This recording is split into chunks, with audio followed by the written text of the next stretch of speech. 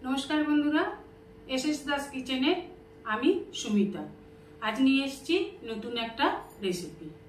आजकेर रेसिपि बिउलिर डाल रेसिपि। बिउलिर डाल आलू पोस्त बांगालिर एकटा श्रेष्ठ खाबार। भातेर पाते यदि बिउलिर डाल और आलू पोस्त हय ताहले आर किछुई लागे ना। এই রেসিপিটাই আজ আমি আপনাদের সাথে শেয়ার করব।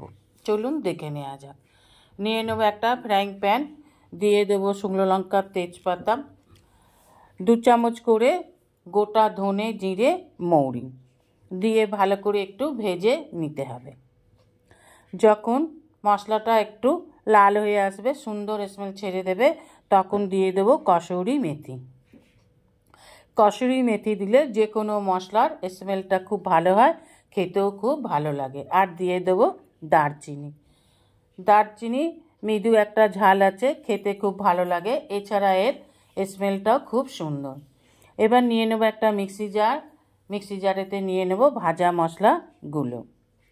দিয়ে দেব 1 টিস্পুন বিট লবণ, দিয়ে দেব 2 টিস্পুন আমচুর, দিয়ে দেব 1 টিস্পুন হলুদ গুঁড়ো, আর দিয়ে দেব একটা চাট মশলার প্যাকেটের 1 প্যাকেট চাট মশলা, আর দিয়ে দেব 2 চামচ চিনি। যে কোনো রান্নায় আমরা একটু চিনি দিয়ে থাকি, তাই মশলার সাথে একটু চিনি মিশিয়ে নেওয়াই ভালো। এবার মশলাটা গুঁড়ো করে নিয়ে এসেছি, দেখুন ঠিক এইরকম মশলাটা গুঁড়ো হয়েছে। এবার নিয়ে নেব একটা পাত্র, নিয়ে নেব এই লাল বাটির 1 বাটির ডাল, মানে আমি এখানে 100 গ্রাম বিউলির ডাল নিলাম।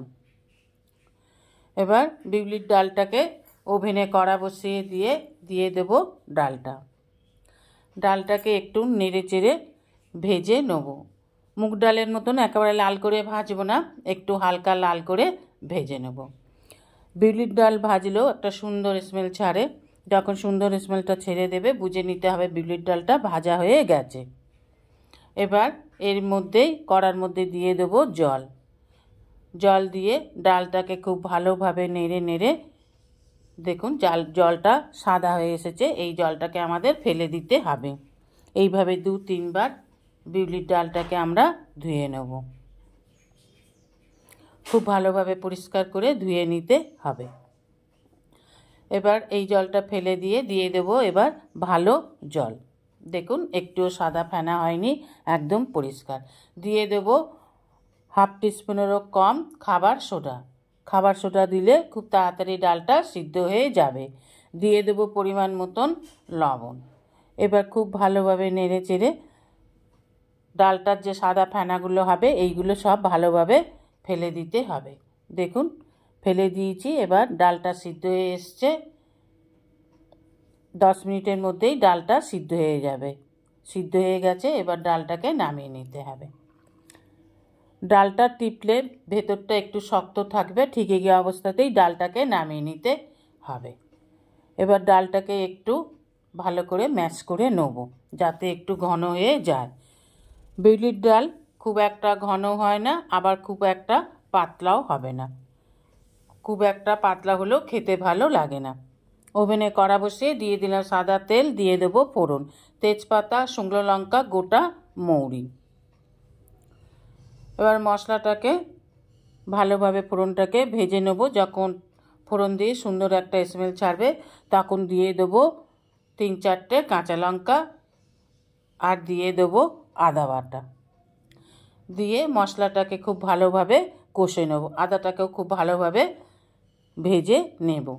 যখন মশলা দিয়ে সুন্দর একটা স্মেল ছেড়ে দেবে, ভালোভাবে নেড়ে নেড়ে ভেজে নেবার পর এবার দিয়ে দেব 1 টিস্পুন হলুদ গুঁড়ো।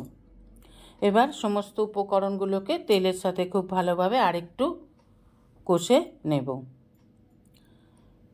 মশলা কষা হয়ে গেছে, এবার দিয়ে দেব আগে থেকে সিদ্ধ করে রাখা বিউলির ডালটা।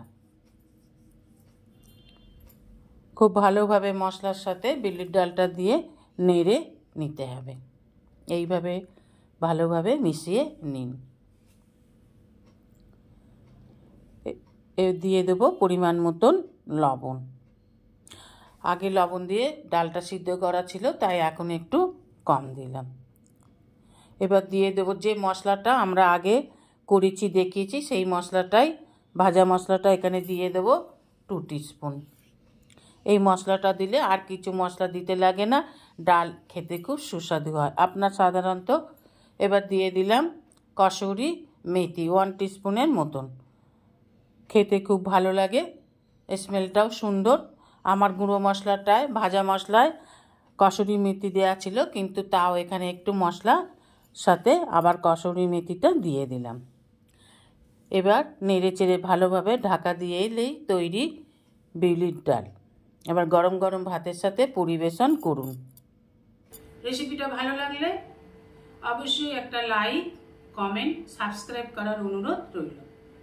পাশে থাকা বেল আইকনটিতে ক্লিক করে দেবেন নিউ ভিডিওর আপডেট যাতে সবার আগে আপনার কাছেই পৌঁছে যায়। নমস্কার, আজ এই পর্যন্তই। আবার দেখা হবে নতুন একটা রেসিপির সাথে নতুন একটা দিনে। ভালো থাকবেন, সুস্থ থাকবেন, সঙ্গে থাকবেন। নমস্কার।